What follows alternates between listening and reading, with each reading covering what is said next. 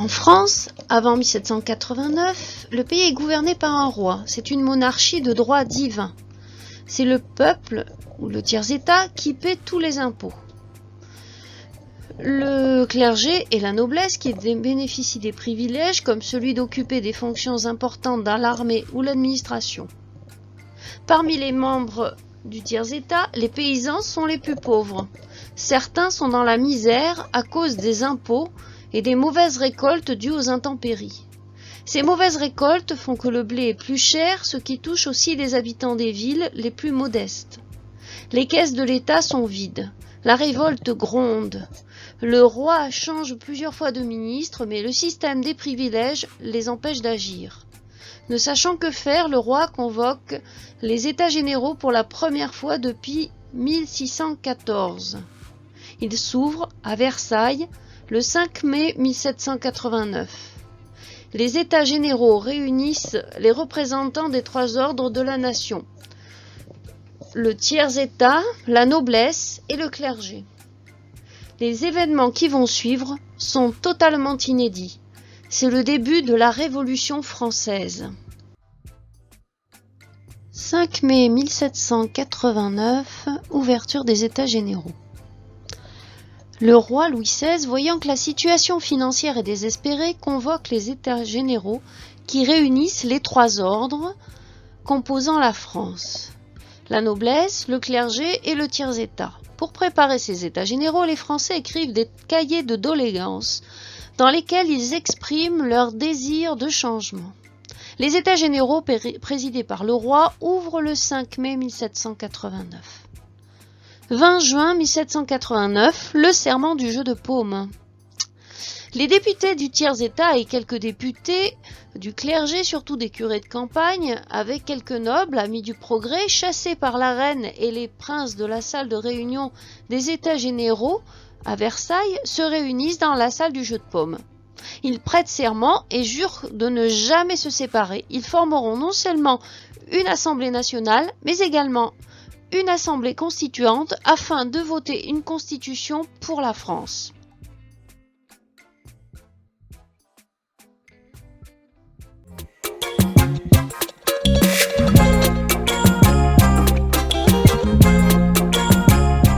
Savez-vous pourquoi la prise de la Bastille est le symbole de la Révolution française ? En 1789, le peuple gronde. Depuis la forte hausse du prix du pain, les Français ont faim. Par ailleurs, une rumeur circule. Le roi Louis XVI refuserait de disperser les 20 000 soldats qui menacent d'intervenir contre l'Assemblée nationale. Enfin, le 11 juillet, le très populaire ministre Necker est renvoyé. Dès le lendemain, les premières émeutes éclatent. Le couvent Saint-Lazare est pillé de son grain, des armes sont prises aux invalides et aux garde-meubles. Pour contenir les insurgés, le roi mobilise des troupes autour de la ville et dans le même temps, une milice bourgeoise est constituée. Le 14 juillet 1789, c'est l'insurrection. La foule se presse devant la Bastille. Construite au XIVe siècle, cette forteresse est devenue prison d'État. Le roi peut par lettre de cachet, sans procès ni jugement, y faire enfermer quelqu'un. Pour le peuple français, marqué par l'esprit des Lumières, la Bastille est devenue un des symboles de l'arbitraire royal. Leur idée n'est pas d'attaquer cette prison presque vide, mais d'exiger des armes et le retrait des canons pointés sur eux. Après avoir commencé par négocier, Launay, le gouverneur de la Bastille, fait tirer sur la foule. Ce tableau anonyme témoigne de cet événement qui inspira de nombreux artistes qui ont contribué à l'imagerie de la propagande révolutionnaire. Aux abords du pont-levis de la forteresse, le sol est jonché de cadavres. On y voit des gardes français et des gardes nationaux qui se sont affrontés. Les piques, les baïonnettes levées, la fumée des incendies, tout concourt à dramatiser ce moment héroïque et libérateur d'un peuple assoiffé de justice. En premier plan, les canons évoquent l'argument majeur qui fut à l'origine de la prise de la Bastille, le retrait des armes pointées sur le faubourg Saint-Antoine. À l'aube du 15 juillet, le démantèlement de la Bastille est ordonné officiellement par le comité permanent de l'Hôtel de Ville de Paris et à la fin de l'année 1789, la forteresse est presque totalement détruite. La prise de la Bastille est la première intervention du peuple parisien dans le déroulement de la Révolution française. Cet événement eut pour conséquence le renvoi des troupes de Paris, le rappel de Necker et la nomination de Lafayette à la tête de la milice bourgeoise qui deviendra la Garde nationale. Le 14 juillet 1790, en commémoration de cette date, une grande fête de la Fédération a été organisée sur le Champ de Mars.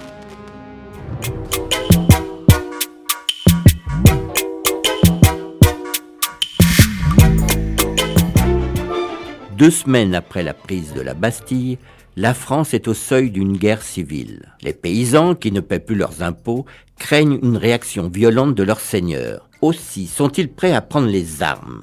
Il faut absolument que l'Assemblée constituante agisse avant que le pays ne plonge dans l'anarchie. Elle se réunit donc à Versailles début août. Certains députés plaident pour l'emploi de la force contre les paysans. D'autres militent au contraire pour l'abandon immédiat des servitudes et impôts injustes. Les deux camps s'affrontent violemment. C'est alors que le 4 août, le vicomte de Noailles, beau-frère du marquis de Lafayette et grand libéral, monte à la tribune. Il appelle vigoureusement à la fin des privilèges. Son envolée lyrique électrise l'Assemblée. On l'applaudit à tout rompre. On s'embrasse. À la tribune lui succède l'homme le plus riche de France, le duc d'Aiguillon. Lui aussi est pour l'abandon des privilèges. Il s'écrie « Le désordre n'est pas le fait de brigands, mais du peuple insurgé contre l'inégalité, l'arbitraire, l'iniquité des droits. » Dans la salle, les députés du tiers-État applaudissent à tout rompre. Au fil de la soirée, les députés votent l'abolition de la qualité de serfs, des juridictions seigneuriales, de tous les privilèges et immunités pécuniaires, du droit exclusif de la chasse, des colombiers et des garennes. Mais encore, la Constituante se décide pour l'égalité des impôts, l'abandon de la dîme, l'accès libre aux emplois civils et militaires, la justice gratuite, la suppression de la vénalité des offices et la destruction des pensions obtenues sans titre. En apprenant ces décisions qui désagrègent plus d'un millénaire de droits féodaux, la première réaction de Louis XVI est d'applaudir. « J'approuve tout ce que l'Assemblée nationale va faire. Je m'en rapporte à sa sagesse et ses lumières et surtout à ses vertus. » Pourtant, quelques jours plus tard, il refusera de ratifier les décrets de la Constituante abolissant les privilèges. Il ne s'y résoudra que violenté et forcé.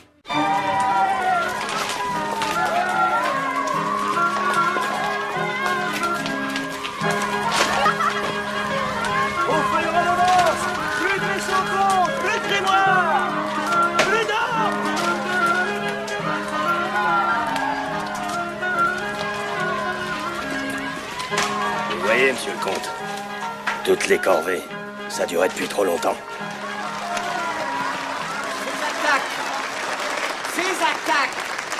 Ces attaques contre les propriétés des nobles à travers tout le pays ne sont pas de vulgaires actes de vandalisme.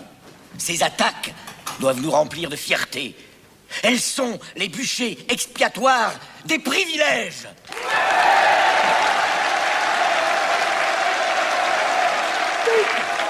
Dites au peuple que vous reconnaissez l'injustice de ces droits acquis dans des temps de ténèbres et d'ignorance.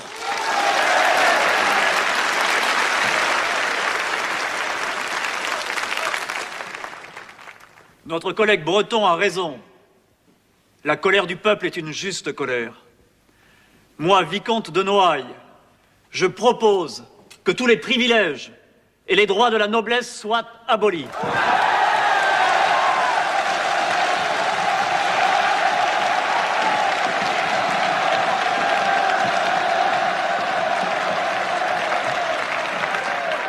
Moi, comte de Beauharnais, je propose que désormais les emplois soient ouverts à tous, nobles et roturiers.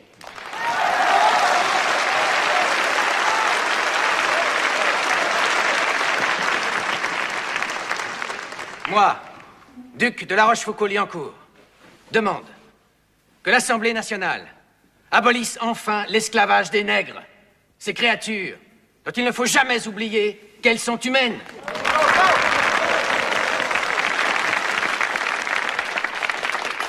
Moi, évêque de Nancy, je renonce au bien que l'Église s'est approprié injustement depuis trop longtemps.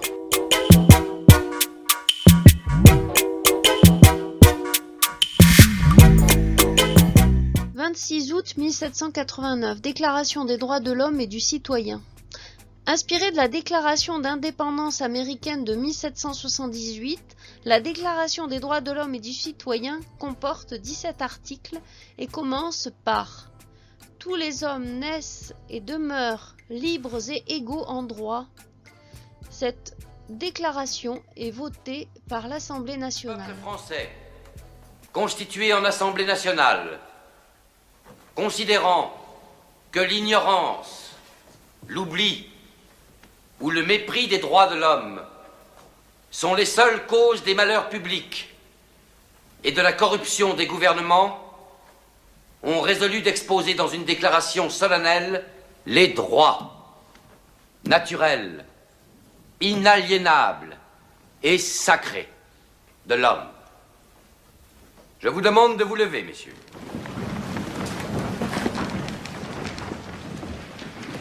Article 1er. Les hommes naissent et demeurent libres et égaux en droit.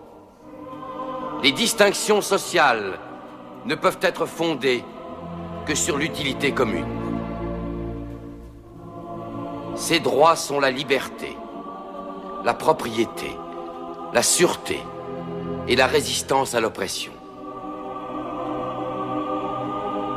Le principe de toute souveraineté réside essentiellement dans la nation. La loi n'a le droit de défendre que les activités nuisibles à la société. Tout ce qui n'est pas défendu par la loi ne peut être empêché. La loi est l'expression de la volonté générale. Tous les citoyens étant égaux à ses yeux, sont également admissibles à toute dignité, place et emploi public. Nul homme ne peut être accusé, arrêté, ni détenu que dans les cas déterminés par la loi. Tout homme est présumé innocent jusqu'à ce qu'il ait été déclaré coupable. Nul ne doit être inquiété pour ses opinions, même religieuses. La libre communication des pensées et des opinions est un des droits les plus précieux de l'homme. Tout citoyen peut donc parler, écrire, imprimer librement, sauf à répondre de l'abus de cette liberté dans les cas déterminés par la loi. La garantie des droits de l'homme et du citoyen nécessite une force publique. Cette force est donc constituée pour l'avantage de tous. La propriété étant un droit inviolable et sacré, nul ne peut en être privé, si ce n'est lorsque la nécessité publique, légalement constatée, l'exige évidemment.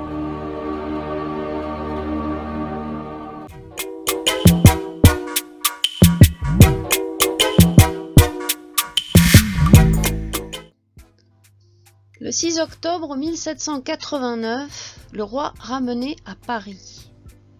Une majorité de femmes et quelques Parisiens qui ont faim et sont en colère vont à pied jusqu'à Versailles, le palais du roi, et ramènent de force le roi et sa famille, disant qu'ils vont ramener le boulanger, la boulangère et le petit mitron.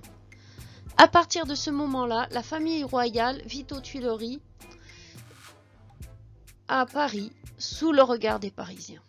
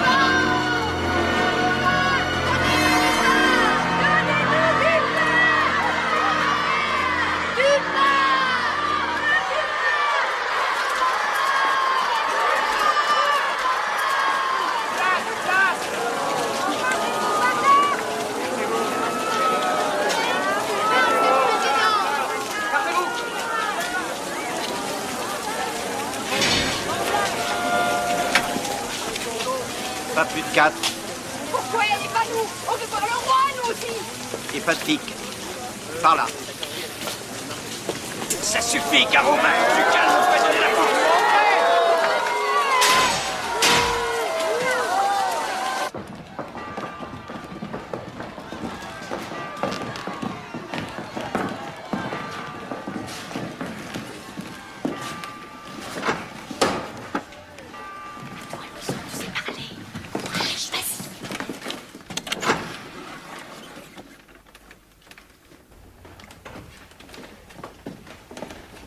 Mesdames, je suis bien aise de vous voir chez moi.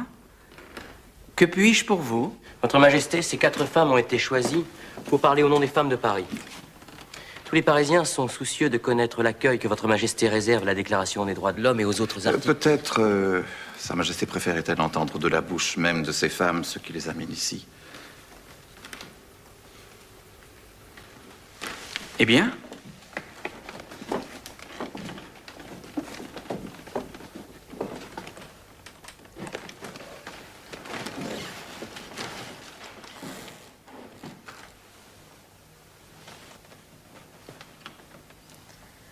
Votre Majesté.